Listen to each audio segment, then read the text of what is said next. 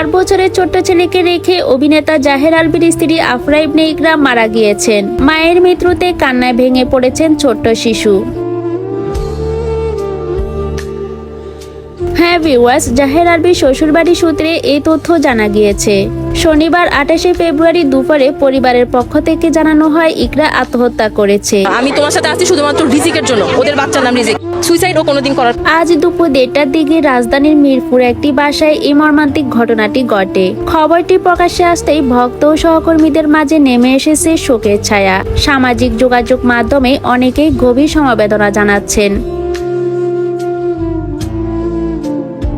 এবং ঘটনাটির প্রকৃত কারণ অনুসন্ধানের আহ্বান জানিয়েছেন। তবে এই বিষয়ে বিস্তারিত কিছু এখনো আনুষ্ঠানিকভাবে জানানো হয়নি।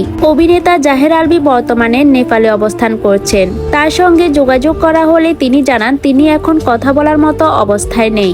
পরিবারের এই কঠিন সময় তিনি সম্পূর্ণ ভেঙে পড়েছেন বলেই ঘনিষ্ঠ সূত্রে জানা গিয়েছে। 2010 সালের 9 নভেম্বর 19 বছর বয়সে পালিয়ে বিয়ে করেছিলেন আলভী ও ইকরা। দীর্ঘ 14 বছর পর 2024 সালে তাদের বিয়ের বিষয়টি প্রকাশ্যে আসে। তাদের সংসারে রয়েছে একটি পুত্র সন্তান। দীর্ঘদিন ধরে তারা ব্যক্তিগত জীবন আড়ালে রেখেছিলেন। হঠাৎ এমন অপ্রত্যাশিত ঘটনায় স্তব্ধ ছবি জঙ্গন। তো ভিউয়ার্স, এই কঠিন সময় তাদের পরিবারের প্রতি রইল গভীর সমবেদনা। আলভীর মা আবার দিলে আমার মেয়েকে